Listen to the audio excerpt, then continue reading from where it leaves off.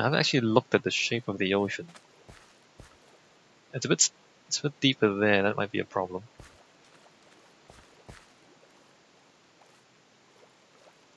This helmet is seriously cheating. Like, we're just sitting underwater with no consequences. Although I guess if we ever want to build like an underwater city, we've got the right helmet for it. Maybe I should go harass the ocean temple. That's cool too. Look at that. It actually looks quite good. This bridge, incredibly, despite everything. 1, 2, 3, 4, 5. Despite everything, despite all my complaints, despite my refusal to get more resources, it actually still looks pretty good.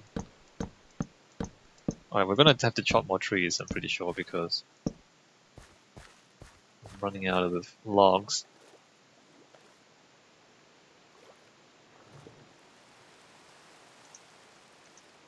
That's not correct.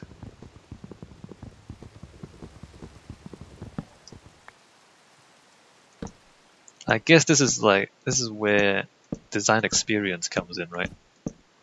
So even when you are sick of it and doing a half-assed job, if you're experienced, you can still make it look pretty good. Like, you're just turning your brain off and just not even thinking about it, but it still looks good. So funny. You know what? That's kind of what architecture school does. So here's something that a trade secret, I guess. Things you're not supposed to know. So once you leave architecture school, actually I think I have enough. Once you leave architecture school, you don't really have enough time to design anything seriously anymore. So in architecture school, you just kind of sit there all day long and just think of interesting ideas. I actually have enough wood. I just have enough. Just sit there all day long, think of interesting ideas, and you sketch your ideas, and everything is interesting.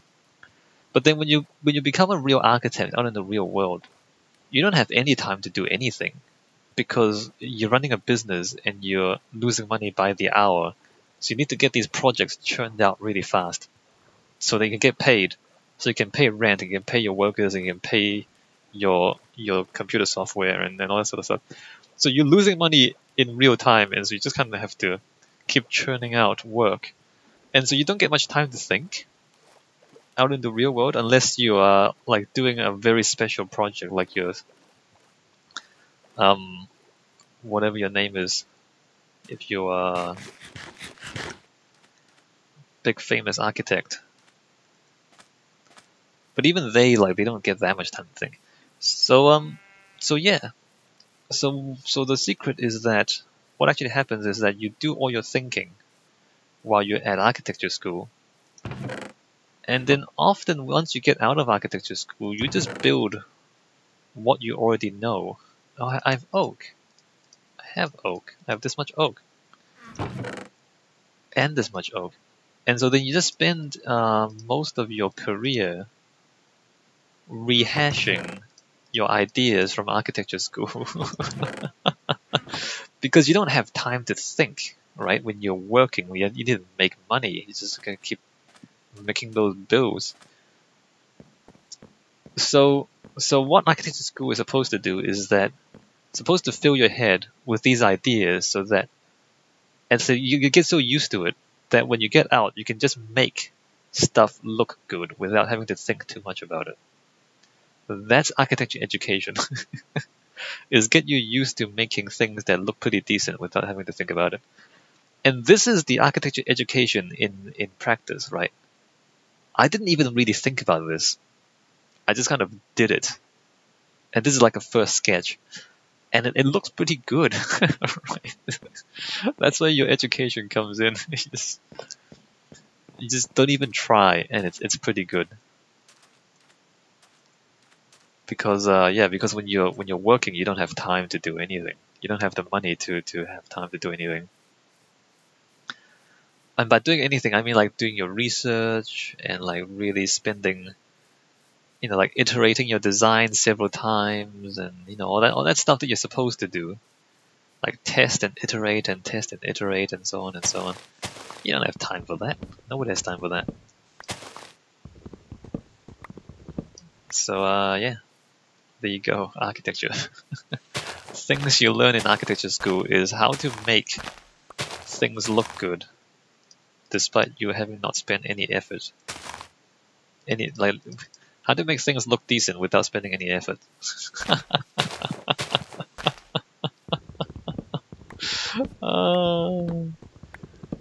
There you go. There you go.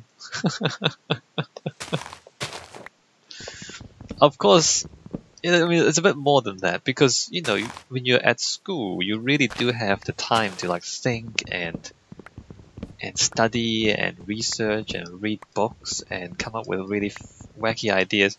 All these wacky ideas that no client is going to pay you to do, because they're paying you $1 million to build a house. You better give them $1 million worth of house and not be like giving them wacky ideas that might not work. You know what I mean? They paid you. They need to get their money's worth. So, architecture school is for that. It's for you to like kind of daydream and speculate. And then your career is just applying those ideas over and over again. Because you don't have time to make any more new ideas. Because you're trying to scrape together enough clients to pay your rent. So there's the reality of architecture, the architecture profession.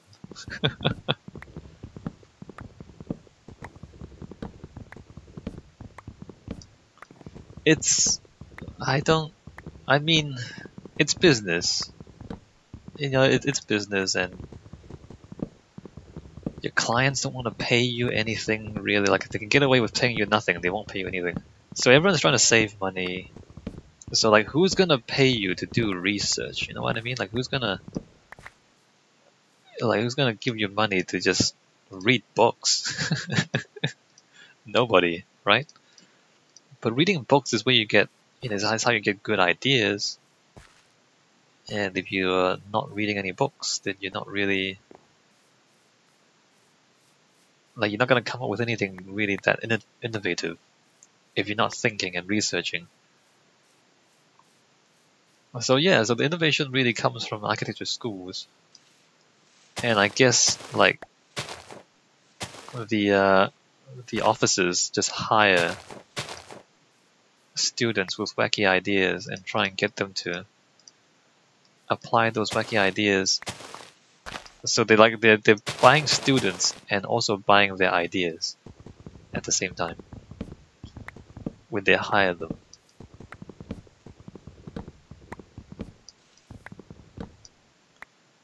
So like, if you're a good researcher, you're not really cut out for being an architect. If you come up with interesting ideas, surprisingly, like if you have a lot of great ideas, you are not cut out for being a real architect.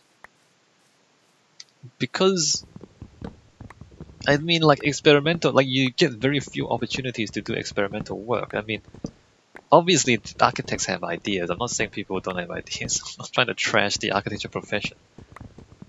But the really innovative stuff, like even someone like Frank Gehry, like what happened when he wanted to build interesting shapes and like experiment with interesting materials?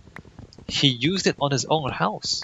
So like, he saved up money, built his own house, and he put all sorts of like wire fences on the walls and things. Like, he was kind of like putting different shapes and different materials in weird places in ways that you don't expect. So he experimented on his own house. So all the wacky things that no one else would pay him to do, he just used his own savings and built his own house and did all these wacky things. And then from that, he took those ideas and he made them a little bit more sensible. And then he like built the Guggenheim Museum and so on and so forth. So like no big client is gonna let you have the time and the space and the money to experiment. Right? So you kind of have to pay for that on your own time with your own money. But like the clients don't want to pay for that. But then they would come to you if you have interesting ideas because they want their building to stand out and be unique and all that. It's so hypocritical. It's so hypocritical. Like they don't want to pay, but then if they know you have the idea, they'll hire you, but they won't pay you any more than they pay anyone else, unless you have a really big name and then they pay you a little bit more. But then they expect like this really amazing thing from you, even though they're not paying you enough. So yeah. And I don't know if you've noticed, but I'm an ideas person. I like ideas, and I like to like experiment. So it's not the if I go work for an architecture company, I might be a liability to them because I'm interested in experimenting. It's so self-contradictory. Like they want you to experiment because interesting ideas. We want interesting ideas, and then but then like but there's no money for you. I mean we can't pay you for the experiments. But if you experiment and you come up with a good idea, we want those ideas in our fancy buildings. Just that we're not gonna pay you if you like we only pay for the results. We don't pay for the work. And you might think, well, work equals results. Not when you're experimenting, right? The whole point of experiments is that sometimes the experiments fail. The whole point of experiments is that it's speculative work. And you have to accept that a certain percentage of the experiments would just not yield any useful outcomes. But yeah. Like architecture, the money's too tight. Not enough leeway for experiments. Not really.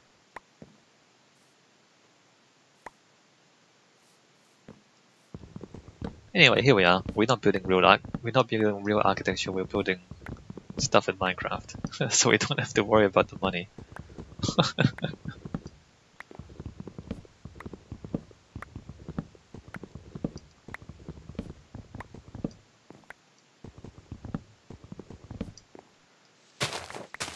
I mean, there are other businesses with other business models, right?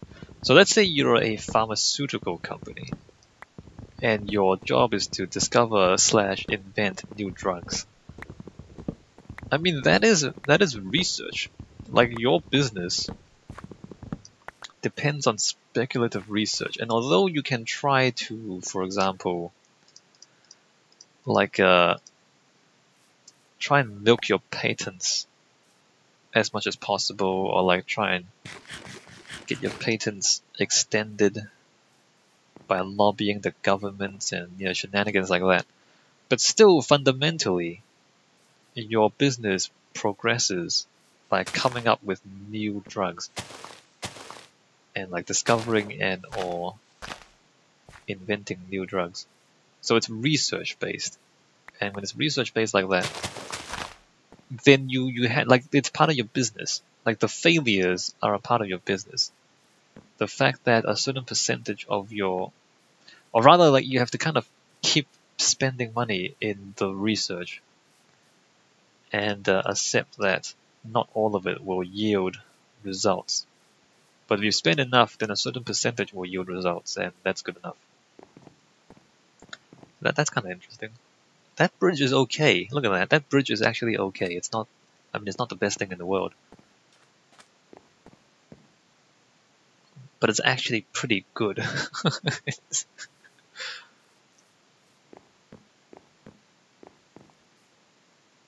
But I don't like to do that though, because what I did was I started with an idea, and then I cut back, and then I cut back, and then I cut back, until the idea was tolerable, and I guess tolerable is another word for affordable, and then I built that.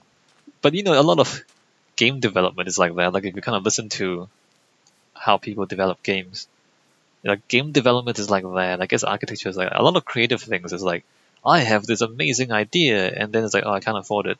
So you cut back. I still can't afford it. All right, cut back some more. Still can't afford it. Cut back some more. And then you cobble together what you can afford, and then that's your final product, which is the saddest thing, right? Like the whole design process is just cutting back your ambitions. That is so depressing. But given that that is the reality of creative work, if you're good at doing that, then you're successful. Oh man. Do I want more logs or am I done? Let's not get more logs than we have to.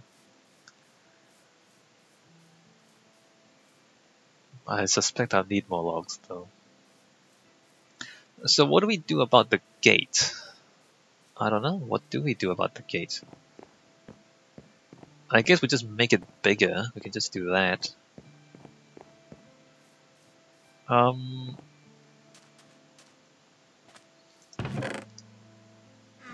Yeah, so if you can cut back your design in a way that it still looks good by the end of all your cutting, then you're a good designer. Oh, it's terrible. How much stone do I have? Stone bricks? Let me just look at this. Because I think I'm gonna have the same gate in on all three gates. So the same gateway. So what if I just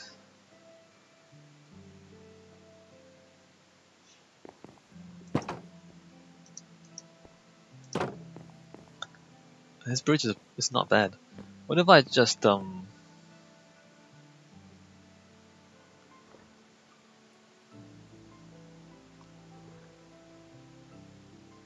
stone bricks, cross-shaped columns, overhang top, and then maybe like an archway.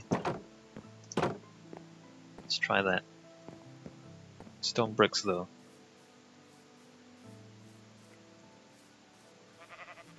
Let me just smelt more stone while I do this. And stone brick stairs. So I think I'll only make the gates a little fancier. I'm not gonna touch the I'm gonna make the gates a little fancier. I'm gonna put cobblestone fences around the boundary wall, but I won't make the boundary wall itself any fancier. What do I have in here? Oh, okay, charcoal. Sure. Let's do that. I'm gonna need more torches as well. 1, 2, 3.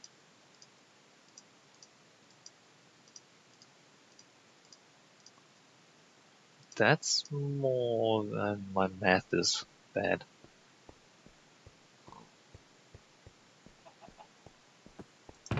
Put that away. I probably don't have enough cobblestone either.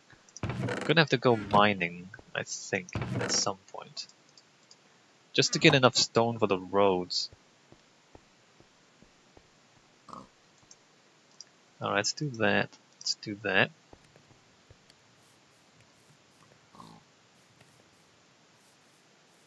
So let's see what we think about stone bricks. Stone bricks. Stone brick stairs. Overhangs.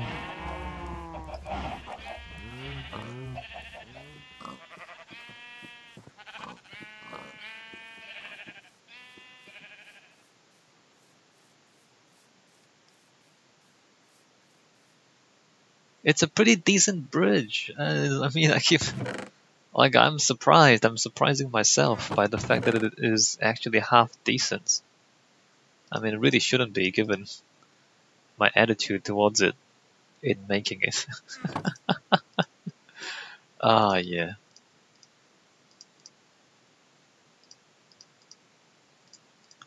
And like, oh, it's so soul crushing. It's soul crushing because like you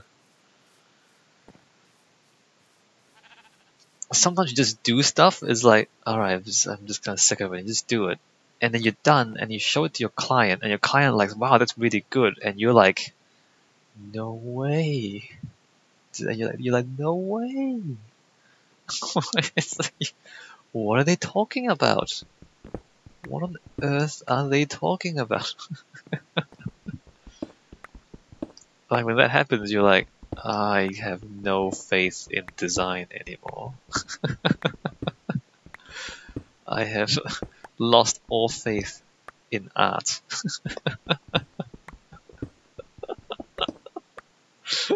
I mean, okay, it doesn't happen.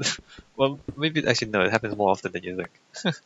It's, like sometimes you like spend like you work on something really hard and you're like, I'm gonna make this really good, do everything right, and then like you show it to people and they're like, nah, I don't like it. And then all right, I'll do it again. And then you do something else and you're like, oh, screw this guy, I don't really care about this anymore. And then you just kind of put in the crappiest work you can think of. And they're like, wow, this is amazing.